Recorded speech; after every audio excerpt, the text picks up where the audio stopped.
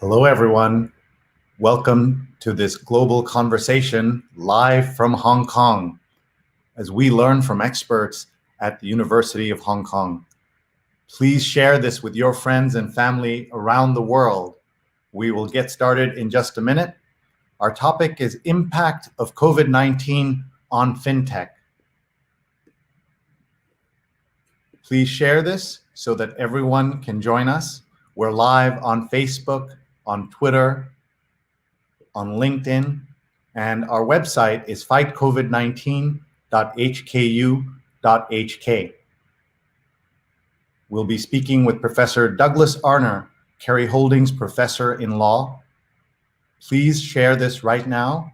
Our hashtag is HKU COVID-19. Please tag your friends. Please hit share so they can all join us. We're taking your questions via the hashtag HKU COVID-19. And our email address is fightcovid19@hku.hk. Hello, everyone. It's 9 p.m. in Hong Kong, 2 p.m. in London, and 9 a.m. right here in New York City. Welcome to this live global conversation about the COVID-19 pandemic. My name is Sri Srinivasan, and I'm the Marshall Loeb Visiting Professor of Digital Innovation at Stony Brook School of Journalism. I'm honored to moderate this discussion brought to you by the University of Hong Kong. This is part of a series for all of us to learn lessons from what's happening in the region. In the last episode, we spoke to Professor Ian Holliday to learn about the impact of the pandemic on higher education and online learning. Today, we're talking about the issue of FinTech or financial technology, and we're taking your questions. We have the perfect guest for this topic. Our guest tonight is Professor Douglas Arner, Kerry Holdings Professor in Law and the Director of the Asian Institute of International Financial Law at HKU. He specializes in economic and financial law, regulation, and development. In recent years, he has devoted his research to the intersection of innovation, technology, and entrepreneurship. He also serves as the director of the world's largest MOOC, or Massive Open Online Course, Introduction to FinTech. The course, launched on edX in May 2018, has attracted more than 65,000 learners spanning every country in the world. He's the author, co-author, and editor of 18 books, the author or co-author of more than 150 articles, chapters, and reports, which have been downloaded more than 100,000 times, making him one of the top 100 authors of all time on the Social Science Research Network. He has lectured, co-organized conferences and seminars, and has been involved with financial sector reform projects in more than 30 economies in Africa, Asia, and Europe. He's lectured widely at universities around the world. He holds a BA from Drury College, a JD from Southern Methodist University, an LLM and PhD from the University of London. And he's the author of the Red Tech Book, a financial handbook for entrepreneurs, investors, and regulators. We'll get a chance to talk to him about all of those topics. So please welcome our guest today. Hello, Professor. Hi, Sri. How are you doing? Great to be with you today. Thank you for being with us. We're so excited to talk to you about FinTech and your amazing career. And we know we have people around the world who are watching, and we want all of them to tell us where they're watching from, share their thoughts about what's happening during the pandemic, and also to ask specific questions about FinTech, and we'll get a chance to ask them for you. But we start all our programs by asking our guests, how are you doing? How's your family? Let's start there. Thanks, Sri. You know, I guess Hong Kong started in this whole situation fairly early. We've been in various forms of social distancing and restrictions since January. And I think the good news is that from a health situation, things are largely under control and seems to be reopening. How are you doing there? Well, we are, as you know, we're in the epicenter of the epicenter here. When all of this started, we would look at places in Asia like China or places in Europe like Italy and think, wow, they're in really bad shape. and look at us here in New York and America, we're safe. And then suddenly it has all transitioned to where we're in the heart of the storm, and we're still stayed there despite the flattening of the curve and everything else that we talk about. So this is an unusual position for America to be in, and we are seeing the impact of leadership, the impact of technology, the impact of the global world we're now in, and it's something that we all have to adjust to, don't we? Yeah, I think that's very much the case. And, it's been really quite amazing. I think the waves of sort of Asia first, the Middle East, then Europe, then to North America. And it's interesting, today was apparently the highest single day of confirmed cases so far, not in the United States, but globally. And of course, globally, we've just crossed 5 million. And really, we're moving from a situation where it has kind of crossed the major economies and now moving increasingly into the developing world. And I think if we think about the sorts of challenges that this has raised in the context of the developed world, of the major economies, I think the scope for far worse outcomes in developing countries are even more clear. And that is something that we are so concerned about. And one of the things that we've been thinking about, as you know, is the impact on the economic side as well as the health side. How do you break down the importance of balancing that with all the other concerns? Yeah, it's something that I've actually spent the past 25 years working in financial crisis. And if I think back to 2008, and I compare 2008 to today, the key difference, of course, is that 2008 was a financial crisis.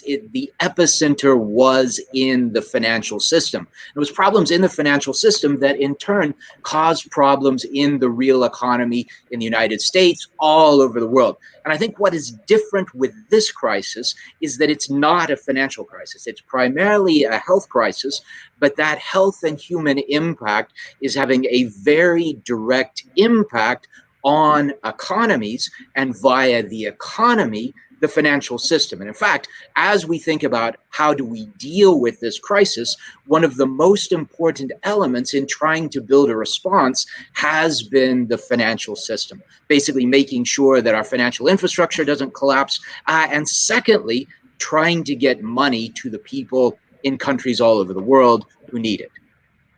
And that's certainly something that we are all trying to see how this fits in. And we have a global audience here, so maybe we can do what we call a kind of our tour around the world. Let's see who's watching with us. And everyone, please tag your friends. Please share this. We're on multiple platforms at the same time, and we're really excited to talk to this professor who can give us a sense of not just what's happening, but also insights, which is, of course, very important. So let's look as people are checking in. I'm just going to read us some of the places people are checking in from. Nandini's watching from Toronto. And by the way, Professor, as I name places, if you feel like reminiscing or saying something about the places, you're welcome to do that. Hello from New York City. Let's keep going. Yokohama. Kobayashi is watching from Yokohama. Alessandro is watching from Italy. So this is really nice to see the global sense of this. But we also want to give you a starter question that's very simple, because I think we tend to use the term FinTech without even knowing exactly what it means. So can you tell us what is FinTech, and give us some examples, some old ones, some new ones, and some things that we may not even realize are FinTech, and we're kind of living in it or soaking in it and we didn't even know?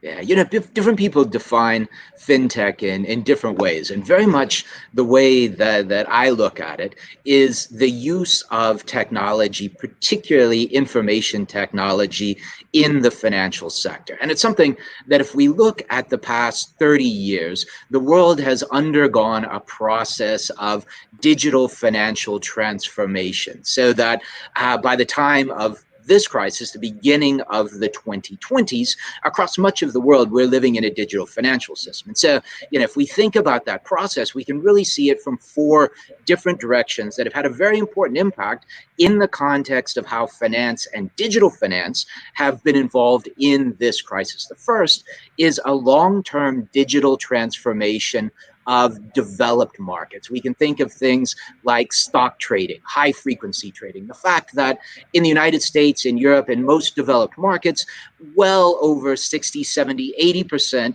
of all stock trading, all securities trading takes place between computers, with humans only involved at a tertiary level.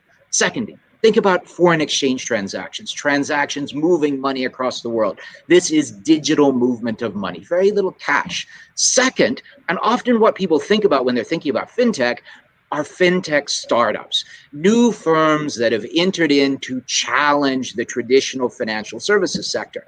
And one thing that we've seen an explosion of since the 2008 crisis is these sorts of new entrants, things like Lending Club, or different sorts of small firms. But the reality is these sorts of firms are not necessarily new. Think about PayPal.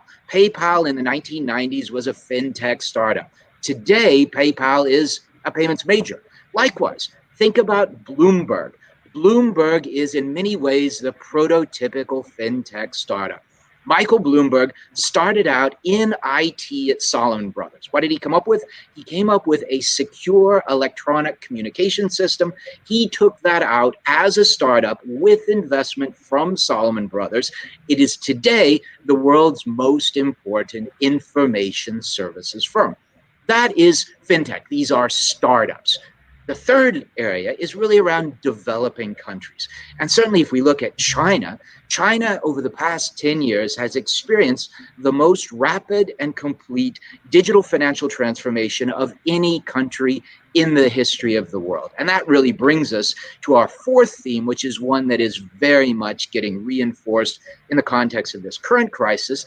And that is an increasing involvement, not of fintech startups, of little challengers, but rather of big techs, big firms which enter into financial services and are changing the way that financial services are done. Firms like Amazon in the United States or Alibaba's Ant Financial in China. So when we think about fintech, we're thinking about technology and the transformative impact that it has on the way that finance is done.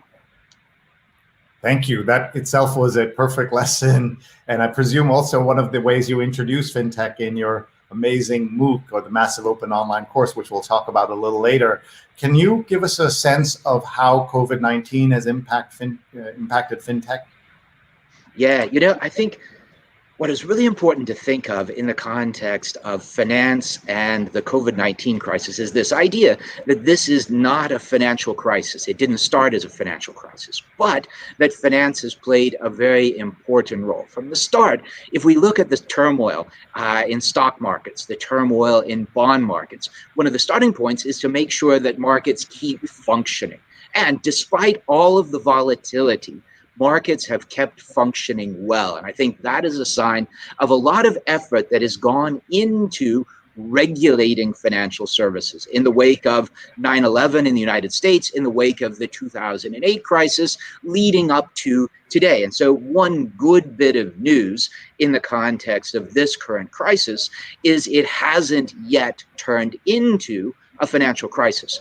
But when we think about dealing with many aspects of the current crisis, finance, and particularly digital finance, are at the center of that. If we think of major economies around the world, if we think of China's experience, we think of Europe's experience, we think of the US experience with lockdowns, with restrictions on movement, central to people's lives in those situations have been e-commerce, online payment systems, electronic payment systems, plus things like entertainment and communication services. All of these things have allowed the developed countries to go into these extended lockdown periods.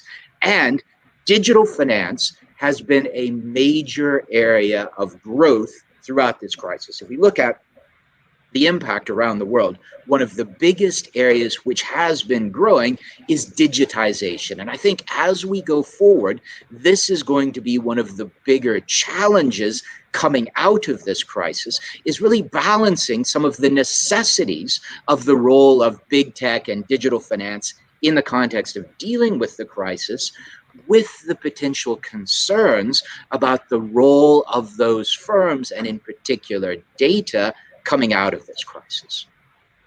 Thank you, Professor. Folks, we're having this global conversation and we want you to participate. So please tell us where you're watching from. Please tag your friends, please hit share, and please post your comments online. Let's do another global tour if it's okay with the professor. We've seen folks watching from all over, including some of your former students have been checking in from London. Here's Jackie from Hong Kong. Who else do we have? John from Manila. And Geraldine is watching from the Philippines again. That's great to see. Ursula is watching from London. And you've spent time in all of these places, and it's so great. You're a true global citizen. Ignacio is watching from Toronto, Canada. And here we have a guest watching from Pondicherry in India. So what does this tell you, Professor, that we have this global audience for what, to an outsider who's not paying attention, they hear the word fintech and say, oh, that's very kind of a niche topic? You know, I think when we look at finance over the past decades, one of the biggest impacts coming out of the 2008 crisis was this growth of fintech. You know, if we think of 2007, just before the 2008 crisis, we had two big technological developments. One was, of course, the iPhone. And that iPhone has essentially today literally placed a supercomputer in the pockets of a vast number of people all over the world. That has been transformational. The second, in 2007, was the launch of a mobile payment service in Kenya called M-Pesa. And I think that combination, this idea of technology, the ability to use technology to make finance work in a better way, has been one of the most exciting things over the past decade. Now, I think this is one of the biggest challenges coming out of this current crisis. You know, I think if we look at the last decade, if we look at the 10 years after 2008, if we look at the 2010s, the big themes for global finance were technology, they were the global financial crisis, and they were post-crisis regulatory reforms. Looking at the 2020s, I think we're looking at technology, but technology today is very different. And I think the key thing in thinking about this is the idea that technology is not something little around the edges. It's not about the consumer experience. It's about doing things fundamentally in a different way. And I think the best example of this has come out of the announcement just over a year ago by Facebook of its Libra cryptocurrency project. The idea that technology can fundamentally rewrite the way that the global financial system works. That is technology from a very, very different angle.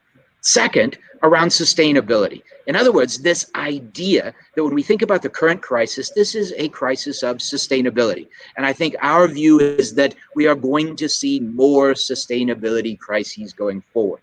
Not necessarily pandemics, but certainly situations which pose challenges to the way that our societies, our economy, our civilizations run themselves. And it's very important to think, to learn from this current experience, how we can build better infrastructure. And really, your last point, I think, is one of our biggest challenges over the 2020s. In some ways, it's surprising coming out of the 2008 crisis that there wasn't more pressure around globalization. Now, we've had Brexit, we've had the election of Donald Trump, we've had the US-China trade war. All of these things happened before the pandemic. But I think coming out of COVID-19, one of the biggest questions going forward is whether we are going to be able to return to this globalized world that we're seeing in the context of tonight's discussion. Whether people like me or like the viewers on this program will be able to fly around the world in the same way that we've done, whether those connections, those cross-boundary interactions will be able to continue in the same way that we've had before. And I think we're going to see a lot of innovative things coming out, especially in fintech. So let's go to some of the questions that are coming in. And folks, please keep writing to us. Please comment. Please tag your friends. Share this so more people, we have hundreds of people watching right now and hundreds of comments coming in. Gail Pearson, professor of business law at the University of Sydney, says, in the drive for economic recovery post-COVID, how do we ensure consumer-facing fintechs act responsibly? That's such an important question. Yeah, I think there are two things that are really important that are embedded in that question. The first is this idea of we're beginning, certainly across Asia Pacific, and beginning in the context of Europe, to look forward to what comes after this crisis. That's one. And I think as we look at digital finance, there's a very important role there. The second is a bigger question around the role that, in particular, digital, big tech, and data are going to have in our societies going forward.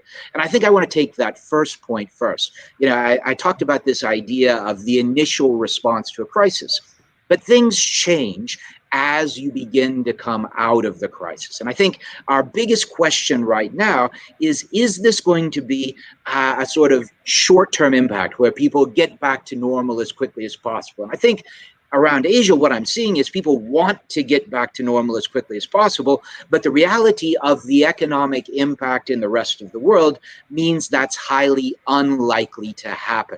So the framework that we're using is we sort of think of this, is it 1919 or is it 1929? 1919 is the idea that you're coming out of the First World War, you're coming out of the Spanish flu, and everyone wants to get back to normal as quickly as possible. 1929, however, is the beginning of a long-term period of structural change. And I think when we think about finance, the key question right now is this going to be a quick recovery, or are we looking at longer-term structural changes? And I think the longer it goes on, the more likely we see structural changes. We move from questions of liquidity to questions of solvency. In other words, think something like airlines. Airlines, if this goes quickly, everyone's back on planes, we have a vaccine, we have tracking, tracing, it all works. But that's looking increasingly unlikely. And as a result, if we're looking at structural change in the context of travel and airlines, maybe those airlines are going to change in the way that they do business. The loans that they've taken out are not going to be repaid. The investors who've put in money aren't going to get their money back. And so as we turn from looking at short-term response to longer-term development, I think really the key is thinking about how can we use digital finance to better direct the money to help the economy grow forward. And I think when we look at that, much of that is around making systems less expensive to allow commercial opportunities which previously didn't exist. What sort of infrastructure are we talking about? We're talking about things like online payment systems. We're talking about things increasingly like central bank digital currencies. And this takes us to the answer to that second question, and I think one of fundamental importance to societies going forward. How are we going to deal with the product of digitization? And that is an increasing concentration of economic and other power in the hands of a small number of companies. And how are we going to balance the benefits that come with those with the potential for slowing things down or dominance or inequality? After all, if we're talking about network effects, one aspect of network effects is winner takes all. And winner takes all means that someone has everything and everyone else has nothing. And from the standpoint of inequality, that is a fundamental problem. So I think in answer to the question, the first is that digital finance is beginning to play a role in the context, not just of dealing with the immediate impact, but thinking about how can we restructure economies going forward. But in the context of dealing with the crisis, the necessity of relying on big tech is bringing to the fore real challenges around the role that we want data and concentrations of data to have in societies around the world going forward. Thank you, Professor. I feel like I should be taking notes, and I'm in a classroom with you, and I know for the audience this is very, very useful as a sense of the kind of work that you do. And in a few minutes, we'll talk about the giant MOOC, or massive open online course, that you teach and run. But we have many questions coming in, so we're going to do quick questions and quick answers so we can get as many of them in. Here's a question from Helen Walby of the Alliance for Financial Inclusion. How can we ensure that we are leveraging FinTech to overcome COVID-19 and working to include women in the process? So we want to make sure that women and minorities in different countries have a place at the table, so that it's not all run in the same way as might have been before. Yeah. I think this is a really important question. And it highlights something that we see with every financial or economic crisis. And this isn't really a financial crisis, it's an economic crisis.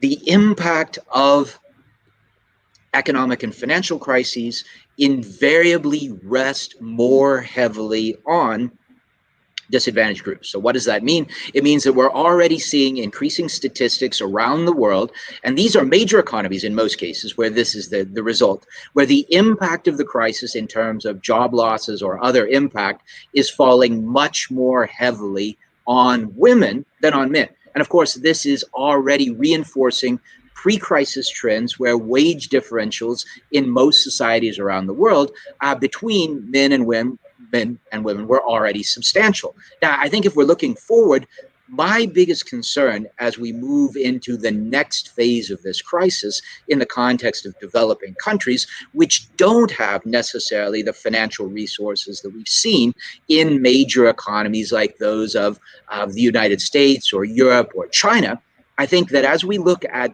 the impact in these crises, and certainly if we're looking at some of the research that is coming out of the WHO or UNDP and others, basically saying that we are losing, in some cases, decades of development impact potentially as a result of this crisis. And we are still at very early stages. Now, going forward, a project that my team has worked very heavily on is how can we use digital finance to support both financial inclusion, but financial inclusion from the standpoint of not only how do we get people bank accounts or how do we bring them into the financial system, but how can we improve their lives? How can we use finance through financial inclusion to support longer-term sustainable development?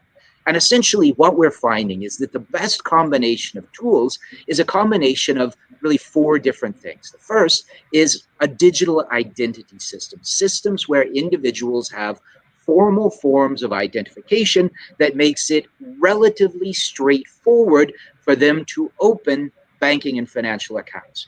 Being able to open banking and financial accounts combined with essentially electronic payment systems provides the basis for much more effective use of finance by governments, by societies, by businesses.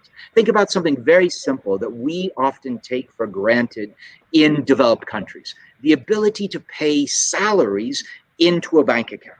From the standpoint of someone who is receiving a salary in electronic form into their bank account, that is much safer, the transaction costs are much lower, and what we call leakage, essentially fraud, corruption, theft, etc., is much lower. So I think when we are thinking about using digital finance in the context of addressing some of the sustainability issues around this crisis, we really have to think about investing in this infrastructure. And what we're seeing is that this sort of infrastructure increases not only financial inclusion, but has a beneficial impact across all of the sustainable development goals, including in the context of helping to bring women into the formal financial system, which helps in the context of better getting them through the crisis. Makes perfect sense. We just have to make sure there's the will and the follow through, isn't it, to make that work. Let's do a global tour again with so many people watching from around the world. It's so exciting. Shreyans is watching from New Delhi. Welcome. We have Minnie is watching from Hong Kong at HKU. We have Carlsberg is watching from the Philippines. You're big in the Philippines. Greetings from Warsaw. Rao is watching. Hello. And more we have one of your fellow countrymen, our fellow countrymen, watching from Philadelphia, and that's great. And Daniel's watching from Oxford, and we have Diego watching from Portugal. This is incredible, this connection. Just to remind everyone, I'm sitting in New York, professors at HKU, and we have everybody in the world, it seems, represented here, as Saba is watching from Toronto. A thought on this as you absorb all of this, Professor? I wonder how long it'll be before we can all get back on airplanes and fly to these various places. Right. Walid is watching from Kuwait, and this all kind of reminds me that even in the middle of a pandemic, we are able to do this. And that's something that I don't think any of the projections of dystopia and all the novels and science fiction, the first thing that goes, as you know, is the internet and electricity. And so we're very grateful to the systems that make this possible. Yeah, and I think that actually highlights the impact of the digital infrastructure. And it's been interesting in this crisis that one aspect of digital infrastructure, whether financial or otherwise, is not only our reliance on it, but also the risks that raises. So we call this tech risk. The idea that if you're fundamentally relying on digital infrastructure, that brings with it risks. And of course, what we've seen is not just the growth of digital, but what is the fastest area of growth in crime today? It's digital crime. Likewise, where have we seen an explosion, not just in digital crime, but in cybersecurity issues, hacking, state-to-state, terrorist activities, national competition, all in the context of this digital environment. And of course, the financial sector is very much at the heart of this. Why? Because from a criminal standpoint, the old saying, why do you rob banks? That's where the money is. And it's always been that way. And today, why rob one bank if you can rob all of the accounts from a single bank at one time? But of course, or all the banks at the same time, right? Or all the exactly. What we also saw in 9/11 and 2008 is that if the banking sector collapses, that causes real serious economic problems. And so from a national security standpoint, the financial system is some of the essential infrastructure. And so it's interesting that in a number of places, if we think about some of the essential workers, they have in many cases been financial sector workers. Because at the end of the day, you need the payments to flow. You need the stock markets to trade. You need the bond markets to work so that governments can raise money, which in turn they can direct people and health systems to fight the crisis and to rebuild afterwards. We have a question from Minnie, watching from Beijing. How will FinTech contribute to the recovery of the Hong Kong economy after COVID-19? Yeah, I think this is a very interesting question because if we look at Hong Kong has emerged over the past 2 decades as probably the world's third most important international financial center. And much of that role has been as a sort of intermediary between China and the rest of the world. And not surprisingly, when you have a major financial center, you also have a major concentration of tech. But FinTech in Hong Kong has been very different from FinTech in mainland China. Likewise, FinTech in Hong Kong has been very different from outside. FinTech in Hong Kong has been very wholesale focused. And I think as we go forward, probably the bigger role for Hong Kong is going to be as a conduit for many of the large mainland internet firms and financial services firms to engage with the rest of the world. And I think from the standpoint of Hong Kong, FinTech is really at the core of its future as a financial center. But I think one of the biggest challenges for Hong Kong as a center going forward is the reopening process. How do we allow people to come in and out? I think that's one of our biggest problems going forward. We have a question coming in from Israel, so let's go to that. Ruth Plato-Shinar, professor of banking law and financial regulation in Israel, says, with FinTech, how do you see the future of cash, especially in developed economies versus developing economies? And you have colleagues and fans all over the world, I see. Yeah, thanks. No, it's a very good question. And I think it's interesting. There were lots of discussions about cashless societies prior to this crisis. But we've had a real acceleration of that. One, as the necessity of getting money to people through digital means, but second, because people in many places have had an increasing fear about actually handling cash from a health standpoint. And there's certain research that actually brings issues about that. And so what we're seeing is both a consumer demand as well as a sort of structural demand towards greater use of digital. So that we see in a number of countries, Sweden is an example, China is another, where use of cash in many places is very much the exception. But also what we see in many developed markets, like the US or the UK, is that cash is very important from the financial inclusion standpoint. In other words, amongst the poorest and most disadvantaged people that often don't have bank accounts or digital access, they are fully dependent on cash. So if you eliminate cash, you're actually further disadvantaging a disadvantaged group. Now, I think what we're seeing are some of the most interesting discussions about the future of money and the role of technology which have ever taken place. We think about right now discussions around central bank digital currencies, the idea of governments being able to create digital forms of money which they can then use to replace cash.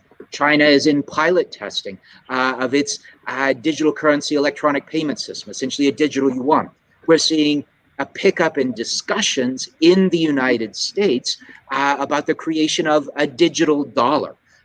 Likewise, if we think about just yesterday, Societe Generale, one of the world's largest banks, ran a transaction where it raised bonds in a blockchain environment, which were settled in digital euros, central bank digital currencies. And I think when we think about the future of cash, the key is not just the future of cash, it's about the future of money and governments in that money.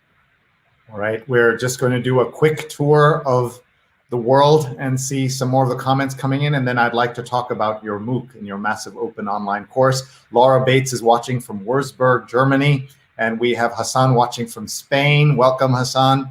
Liz is watching from the Philippines. We have Mohammed watching from Qatar, and one more. Let's see if we can get one more in there. Just people are just watching from Mauritius. So we're really getting around the world, and a lot of that has to do with your MOOC. We want to tell everyone that you serve as the director of the world's largest MOOC, or massive open online course, Introduction to FinTech. And this is the name, you're looking at the slide, folks, Asia's first FinTech MOOC from the University of Hong Kong. Learn FinTech in 6 hours from leading academics and global industry leaders. The course, which was launched on edX in May 2018, has attracted more than 65,000 learners spanning every country in the world. Professor Arner, first of all, can you reflect on that for a minute, to have such a big interest in this topic? And what is one thing that people can sign up for, and what is the process? Is it still open? Can you just talk about all that? Yeah, thanks, Sri. And first, a big shout out to everyone from the course who's joined us tonight. You know, when we came up with the idea, and it was a group of us who came up with the idea of doing this sort of course. And the idea was to try to make FinTech understandable to people all over the world. Why? Because what we saw with the 2008 financial crisis is, regardless of whether you understand finance, finance impacts you. And from the standpoint of transforming our economies, our financial systems, our societies, FinTech is key. So we set out to build a course that was open to everybody. And honestly, the response to that has been absolutely amazing. And I guess it's not really surprising that in the context of the lockdowns around the world, we've seen even re-increasing interest with 1,000 or more people joining every week. And so from the standpoint of, if you're interested in it, and it's free, just check out the edX website. edX, the world's probably premier online learning platform, founded by Harvard and MIT, and with leading universities all over the world. Yeah, I think it's something that we've been really proud of the impact. And I think from the standpoint of seeing people really react to what we've done. And so let's give everyone the address here so they can register. It's hkufintech.com, hkufintech.com. Okay, we have just a few minutes left. One of the things we wanted to show you was that in 2000, I wrote an article about a brand new thing, and I said, I have seen the future of cash. And this was an article I wrote in Time Digital, and it says, I've seen the future of cash and I like it. In fact, I love it. I haven't been able to print my own yet, but this will do for now. And this is all, as you can guess, I'm talking, Professor, about my first encounter with PayPal in the year 2000. That was just 20 years ago, July 2000. So my question to you, Professor, is in that case, I recognized something that was really good and would have a lifetime of value. How do you, when you see all these things being born, I'm sure people bring you things every day. How do you know when something is real, something will have legs, versus something that's just kind of vaporware or is a trend of the moment? Yeah, I think that's a really interesting question, and it's particularly important because in the aftermath of the 2008 crisis, Paul Volcker, former chairman of the US Federal Reserve, made a really famous statement. He said that in his career, the only important innovation which he had seen in the financial sector was the ATM. And basically what Volcker was saying is that things like OTC derivatives, CDOs, complex financial products, that these things really didn't make the world a better place. What made the world a better place was things like the ATM machine that actually fundamentally impacted people's lives. And I think what has been really exciting, in the same way that PayPal was exciting, what's been really exciting about the explosion of fintech startups over the past 10 years is that so many of them were about people trying to figure out better ways to use technology to make the financial system work. And I think that is really exciting. And so when I'm looking at something new, I'm looking, is this just sort of a regulatory arbitrage? In other words, are you just trying to get around some existing rules? Is this just redoing something in a different way? Or is it fundamentally about making finance work better for real people in the real economy? We're almost out of time, so I'm going to wrap a couple of questions in together. We have a question that has come in here. Abdul Qadir is asking, he's writing from Hungary, there's great potential for fintech in Africa, but lack of digital infrastructure, and that's slowing down fintech startups. And we have a question from Nigeria. How can developing countries queue into fintech at this point, considering problem of financial inclusion as a result of illiteracy? So we're talking about two fundamental things, right? The infrastructure problem and the basic development and illiteracy problem. How do you look at that, Professor? Yeah, I think on the digital infrastructure and this idea of the digital divide is one we think about it in societies, but increasingly we also need to think of it from the standpoint of countries. You can have a country that doesn't have a lot of resources, but if they think carefully, they are able to use those resources to invest them in systems like a digital ID system, like India's Aadhaar system, which was rolled out to 1.3 billion people in a period of 10 years and shows how in some of the most difficult conditions, one can roll out a fundamentally life-changing technology. That says, and this is demonstrated for developing countries around the world, that with a bit of thought and not that much resources, one can put in place infrastructure that can have an absolutely transformative impact on not only financial inclusion, but sustainable development more generally. Now, from the standpoint of the digital divide, internet access, this is something that is growing really fast. Everywhere I go, people have phones. Not just phones, but increasingly smartphones. In the middle of deserts, in the middle of nowhere, they have smartphones. And I think something that has been absolutely transformative is the easy availability of cheap smartphones. And, for instance, the GeoMile model from India, whereby the providers of those phones are not making money from selling the phones. They're not making money from the monthly contracts. Rather, they're making money from selling the data and the ancillary services. And what that does is it makes it sufficiently inexpensive to bring lots of people in. And that, when I'm talking about putting in place infrastructure or systems that bring down the cost to make the next billion commercially viable, is what I'm talking about. And that is such great potential and also filled with pitfalls, as you can imagine. We're almost out of time, Professor. We want to tell everyone about your book that is something that people will want to get. Look at that, the Reg Tech book, the Financial Technology Handbook for Investors, Entrepreneurs, and Visionaries in Regulation. And Minnie is also asking, what are your recommendations for students who want to enter FinTech apart from everybody get this book? Yeah, that's always good. And there's also the free course, which you can't beat that sort of combination. But I think the key is for any student is studying what you're interested in. But the reality is that for every student in the world, you need an awareness of digital and the impact that digital is having on whatever it is that you're doing. And to the extent that you can also get an understanding of the financial system and the role that finance plays in the world around you, that puts you in a good place. And with that said, an increasing range of places, including Hong Kong U, have specialized degrees in FinTech and RegTech. Look at some of these comments coming in. Jen Lee says, happy to hear that so many people enjoyed the HKU FinTech MOOCs. You can check out the courses here. So there's a whole range that you're offering at HKU, and it's just great to see all these comments. Rick says, I will enroll in your course. There we go. We made a sale today, Professor. Exactly, exactly. Now, if only we made some money out of that. Exactly. And watching from Kazakhstan in Almaty is Kayush. Thank you. And Mark says, introduction to FinTech course was very easy to understand and very interesting. Many thanks, Professor.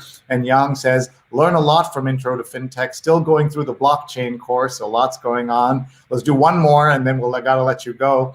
There's so many great comments. Colin says he's watching from Cape Town, South Africa. Wow, I feel like I've had this global tour today. You're used to this because you're teaching the world's largest MOOC on a regular basis. So we're still getting used to this. Before we let you go and we say goodbye, we'll give you a chance for a final thought. And then we do this unusual thing, Professor. We reintroduce you to the audience because people are joining, as you know, tuning in at any minute. And so I will reintroduce you at the end, a short intro, and then we'll say goodbye. Thanks, Sri. Yeah, really enjoyed being here tonight. And I think from the standpoint of looking at this crisis, the key, as governments are spending money, as they're fighting the crisis, is to think about what can they do? How can they invest in something that not only will help get them through the crisis, but will help their economies grow forward in the future? And from my standpoint, the key aspect is looking at the electronic payment system. How can you bring together existing participants, telecoms companies, banks, alternative payment systems to put together a payment system that can allow you as a government to get resources to the entire population quickly and easy, not have to mail checks to people that take months and months. And second, coming out of the crisis, that infrastructure allows not only government, but most importantly, businesses, a low-cost entry that sets the stage for digital transformation. Right. Well, I hope you'll let us come back and visit with you again so that we can talk about this, especially as we see the emergence of the world economy from the pandemic. Our guest today has been Professor Douglas Arner, Kerry Holdings Professor in Law and the Director of the Asian Institute of International Finance Law at HKU. He specializes in economic and financial law, regulation, and development, and he's devoted his research to the intersection of innovation, technology, and entrepreneurship. And he serves as the director of the world's largest MOOC, or massive open online course, Introduction to FinTech. And the course has already had 65,000 learners. So, Professor, we just want to thank you again for your time, for your insights, and for your inspiration, as we see people all over the world telling us right now. And we want everybody watching to come back and watch this series. You can go onto our Facebook and our Twitter and look at the videos, the archived videos, so you can learn on so many different topics, medical issues. We had psychological issues covered of the pandemic, all of it from HKU's Fight COVID-19 project. And we're very grateful for the team for doing this. Professor, we'll say goodbye now. Thank you very much. Thanks a lot, Sri, and thanks everyone for joining. Take care.